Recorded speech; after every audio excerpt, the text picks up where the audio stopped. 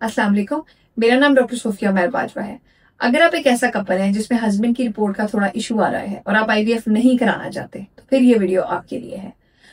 देखिए, हस्बैंड के semen analysis की रिपोर्ट बहुत अहम होती है। इसमें जरासीम का नंबर, हरकत और जिसामत बहुत अहम होती है। अगर इस रिपोर्ट में बहुत ज्यादा मसला है तो फिर ज्यादा चांसेस हैं कि आपको नेचुरल प्रेगनेंसी आपकी वाइफ को नहीं होगी और आपको इसी ट्रीटमेंट का रुजू करना पड़ेगा, उस तरफ जाना पड़ेगा। लेकिन अगर हस्बैंड की रिपोर्ट में थोड़ा बहुत मसला है, बहुत ज्यादा फर्क नहीं है वैल्यूज में, थोड़ा नॉर्मल से कम है और उसके अलावा आपकी वाइफ की एज कम है।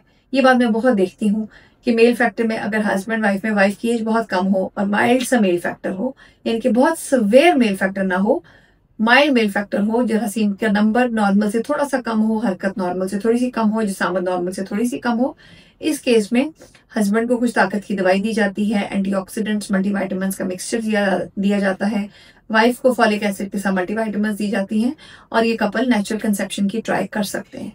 कुछ अर्सा इनको चाहिए कि नेचुरल कंसेप्शन के लिए ट्राई करें और इनमें से कुछ कपल्स होते हैं जो नेचुरल कंसीव कर जाते हैं। अगला सवाल आईयूआई का अक्सर आता है। अगर हस्बैंड का मसला अगेन नॉर्मल से थोड़ा सा कम है, फिर आपको आईयूआई ऑफर हो सकता है, फिर ही आपको आईयूआई कराना चाहिए। बहुत सारे कपल्स होते हैं जिनमें सवेयर मेल फैक्टर होता है, जिसमें हस्बैंड की रिपोर्ट बहुत खराब होती है। इन कपल को आईयूआई की तरफ हरगिज नहीं जाना चाहिए। आईयूआई का सक्सेस रेट वैसे ही लिमिटेड होता है, तो अगर इतना खराब होगी हस्बैंड की रिपोर्ट तो आईयूआई से कभी प्रेगनेंसी नहीं होगी। उससे बेहतर है कि आप आईयूआई भी ना कराएं।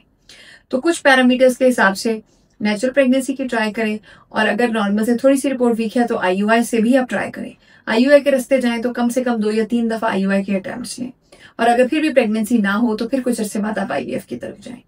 उसके अलावा वो कपल जिनके हस्बैंड की रिपोर्ट नॉर्मल से बहुत फर्क है, बहुत खराब है, तो इन पेशेंट्स को ना नेचुरल प्रेगनेंसी होने के चांसेस होते हैं और इनमें आईयूआई का सक्सेस रेट भी ना होने के बराबर होता है, तो इनको आईयूआई में पैसे जाया नहीं करने चाहिए।